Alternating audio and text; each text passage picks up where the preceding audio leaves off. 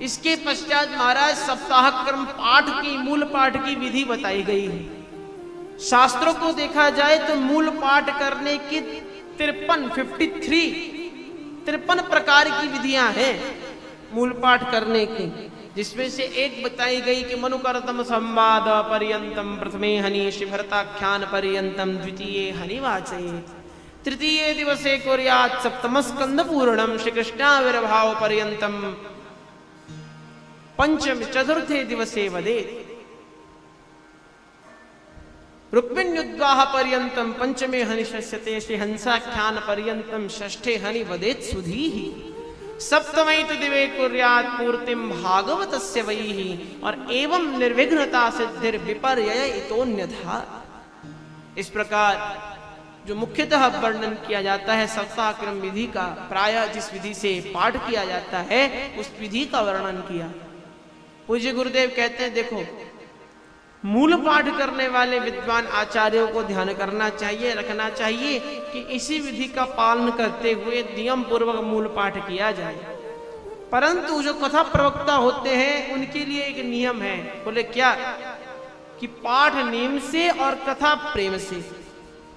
कथा तो महाराज सार रस पिलाने का कार्यक्रम है कथा, तो जहां थोड़ा भाव हो, मन करे वहां ज्यादा व्याख्या करो, जहां लगे कि गूढ़ार्थ का अत्यधिक प्रतिपादन है तो उस प्रसंग को स्पर्श भी करो।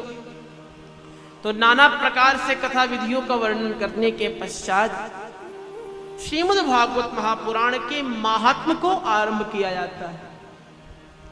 ये श्रीमद् भागवत महापुराण इस ग्रंथ का नाम है। श्रीमद् भागवत एक पद है, महापुराण एक पद है। बोले श्रीमद् भागवत महापुराण का अर्थ क्या है? तो भागवत का अर्थ है भगवता इदम भागवतम, जो भगवान के द्वारा भगवान से हम आप सभी को आत्मकल्याण हेतु प्राप्त हुआ हो उसे कहते हैं भागवत।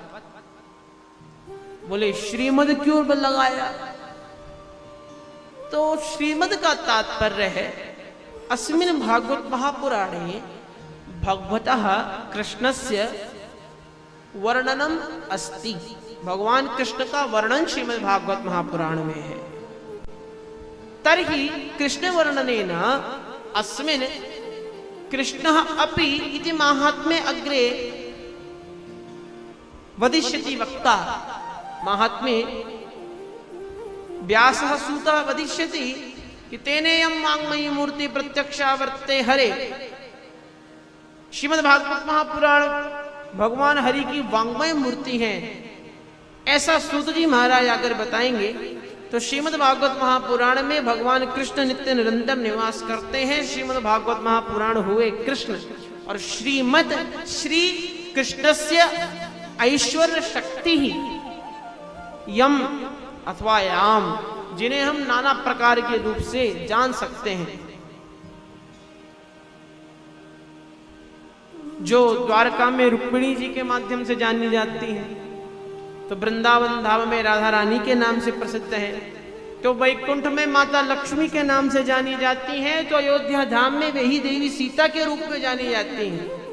जो भगवान की ऐश्वर्य शक्ति सहित श्री कृष्ण के अर्थात भगवान की अलौकिक शक्ति, भगवान की ऐश्वर्य शक्ति सहित जिनमें, जिस ग्रंथ में भगवान की शक्ति सहित भगवान की लीलाओं का वर्णन हो, उस ग्रंथ का नाम है श्रीमद् भागवत।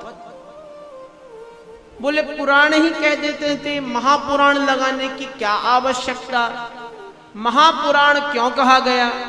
तो महापुराण इस व्यक्ति विशेष के विषय में कहते हैं। महापुराण किसे कहा जाता है इसका वर्णन हम आगे चलकर कथा में श्रवण करेंगे। द्वितीय स्कंध में वर्णन किया गया कि महापुराण किसे कहा जाता है। 10 लक्षण बताए गए हैं महापुराण के, जिन 10 लक्षणों से संपन्न ग्रंथ को महापुराण कहा जाता है। परंतु हम आप सब श्रीमद् भागवत महापुराण नहीं सुन रहे हैं, हम आप सब तो कथा सुन रहे हैं। पुराण तो भिन्न है, मूल पाठ जो सुन रहे हो वो कथा, भले ही पुराण सुन रहे हो, हम तो कथा सुन रहे हैं। तो कथा किसे कहते थे? बोले कम रसम के रसे स्थितिम करोति या सा कथा। वेदों ने परमात्मा को रसस्वरूप बताया है। रसो वही सह, परमात्मा रसस्वरूप है। तो जो हमें इस सांसार से, इस सांसारिक पृष्ठभूमि से उठाकर श्रवण करने भर मात्र से उन रसस्वरूप परमात्मा के नेत्रों के समर्पित कर दे, उन नेत्रों के सम्मुख स्थित कर दे, वो कथा, हम उन कथा को श्रवण कर रहे हैं जो हम आप सभी के हृदय में परमात्मा के प्रति प्रेमोद्गार को उत्पन्न करते।